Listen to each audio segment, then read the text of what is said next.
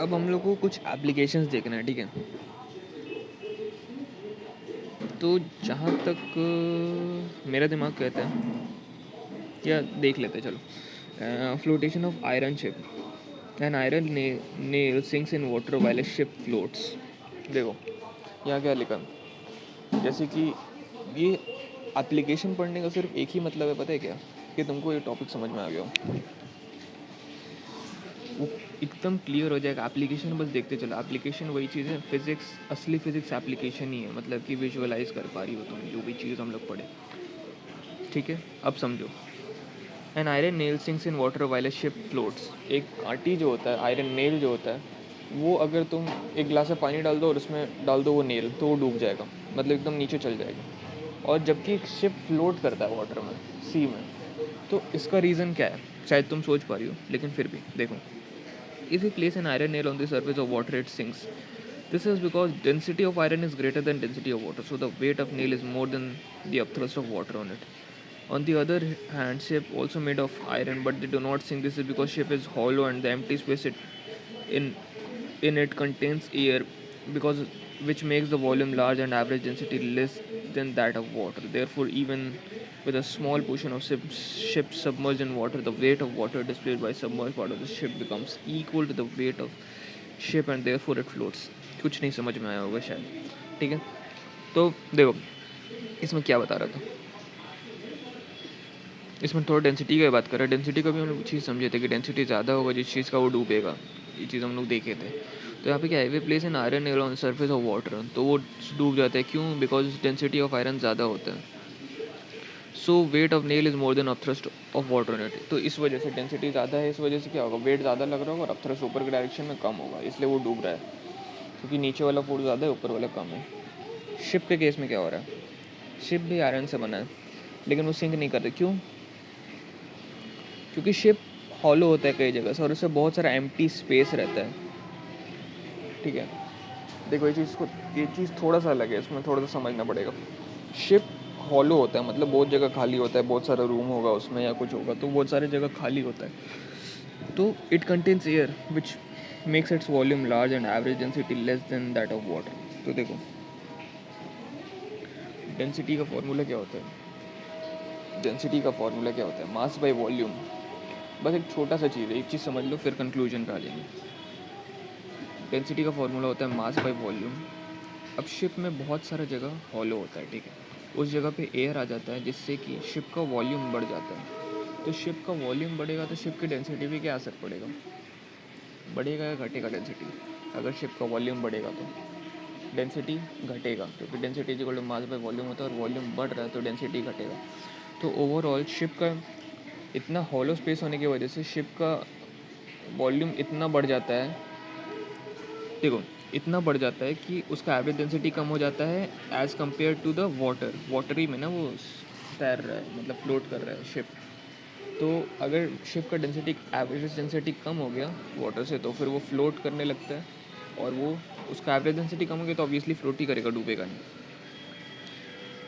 ठीक है। तो अब देखो क्या था ये, रीज़न क्या था, शिप में बहुत सारा हॉलो जगह होता है, उस जगह पे एयर आ जाता है, और एयर आने की वजह से शिप में हॉलो जगह है, हॉलो जगह में एयर आ गया, एयर आने की वजह से शिप का वॉल्यूम शिप का वॉल्यूम बढ़ गया, शिप का वॉल्यूम बढ़ गया, और वॉल्यूम बढ़ने की वजह से शिप का एवरेज डेंसिटी घट गया।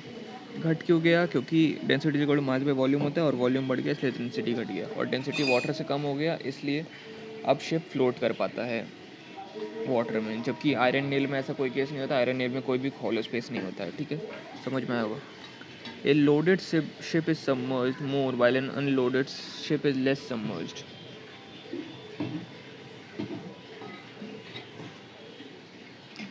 ए loaded ship is submerged by more while an unloaded ship is less submerged. Loaded ship मतलब उस पर बहुत सारा सामान लादा हुआ हो, और अनलोडेड शिप मतलब जिसमें कोई भी सामान ना लादा हुआ, तो वो लोडेड शिप जो है वो ज़्यादा डूबा रहता है पानी के अंदर as compare to unloaded ship. इसका तो सिंपल रीज़न है, लोडेड शिप में मास ज़्यादा होगा और अनलोडेड शिप में मास कम होगा।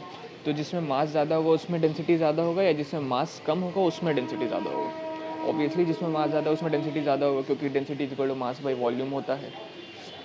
तो इसलिए डेंसिटी ऑफ लोडेड शिप बड़ा होगा, ज़्यादा होगा डेंसिटी ऑफ अनलोडेड शिप से, तो इसलिए, और वाटर का तो दोनों ही केस में सेम रहेगा डेंसिटी, तो इस वजह से लोडेड शिप थोड़ा ज़्यादा डूबेगा as compare to unloaded ship. ये चीज़ समझ में आ गया होगा, नहीं आया तो मार्क कर लो और एक ही बार में डाउट पूछ लेना, ठीक है। Third application is ship begins to submerge more as it sails from sea water to river water.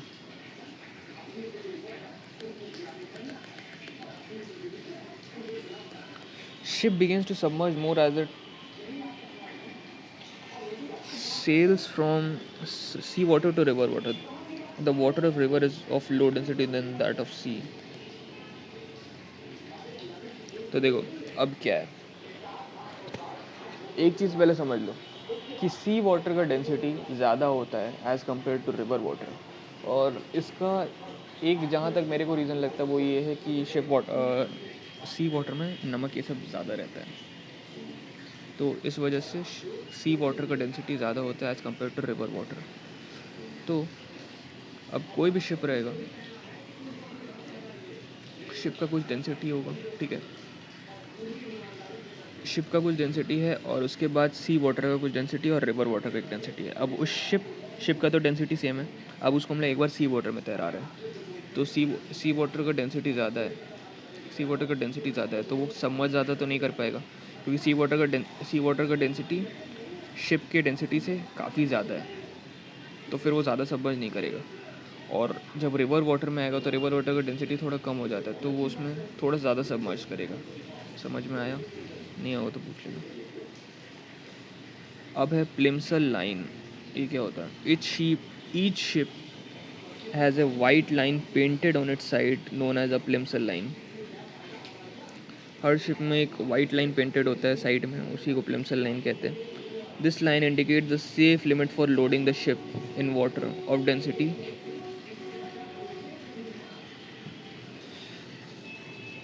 in water of density 10 to the 1000 kg per meter cube, वही लिखा है। Ship is not allowed to be loaded further when its plimsoll line starts touching the water level. So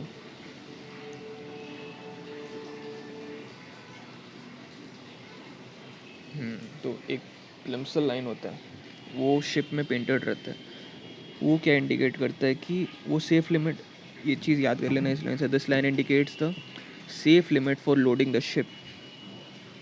देखो याद, ये चार line यहाँ तक करना है। 10 to the 3 kg per meter cube, 10 to the 3 kg per meter cube वही है 1000 kg per meter cube, तो इस लाइन तक याद करना है। Each ship has a white line painted on its sides which is known as plimsoll line. This line indicates the safe limit for loading the ship in water of density 1000 kg per meter cube, यहाँ तक याद करना है। A ship is not allowed to be loaded, अब समझने का बात, एक वाइट लाइन पेंटेड रहता है शिप में, उसके वो क्या इंडिकेट करता है? सेफ लिमिट फॉर लोडिंग, मतलब कितना सामान लादा जाए शिप पे। अगर उससे ज़्यादा लादा जाएगा तो फिर शिप का डेंसिटी ज़्यादा हो जाएगा और उसमें डूबने का खतरा हो जाता है, इसलिए वो प्लिम्सल लाइन डूबने से बचाता है शिप को। बस इतना ही था। An unloaded ship is filled with sand at its bottom. An unloaded ship floats with its very small volume inside the water. As a result, its center of gravity is higher and its equilibrium is unstable. There is a danger that it may get blown over on its side by strong winds. Therefore, an unloaded ship is filled with sand called ballast at its bottom. This lowers its center of gravity to make its equilibrium stable. ये चीज़ भी समझ लो।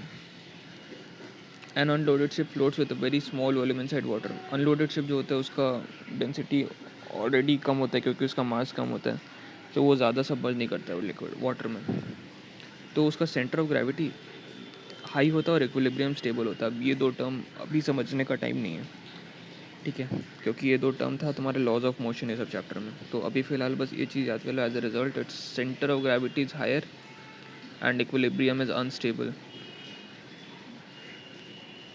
क्योंकि small volume रहता है inside of water में, वो तो पता है हम लोगों को क्यों होता है, डेंसिटी कम होने की वजह से। तो एज अ रिजल्ट क्या होता है? सेंटर ऑफ ग्रेविटी हाई हो जाता है और इक्विलिब्रियम अनस्टेबल हो जाता है। तो इक्विलिब्रियम अनस्टेबल हो गया, इस वजह से ऐसा रहता है डेंजर कि it may blown over by strong winds, ship may blown over by strong winds. Therefore an unloaded ship, इस वजह से अनलोडेड शिप में सैंड डाला जाता है विच इज़ कॉल्ड बैलास्ट या बलास्ट जो भी कह लो, at its bottom. This lowers its centre of gravity and makes the equilibrium stable. ये भी चीज़ याद करना पड़ेगा, ठीक है। समझने के लिए इसमें थोड़ा सा था, तो वो चीज़ समझ लो। और बाकी इक्विलिब्रियम स्टेबल करने के लिए और सेंटर ऑफ ग्रेविटी को कम करने के लिए बालास्ट डाला जाता है, मतलब सैंड एट इट्स बॉटम, ठीक है। फ्लोटेशन ऑफ ह्यूमन बॉडी और फ्लोटेशन ऑफ आइसबर्ग नेक्स्ट में देखते हैं।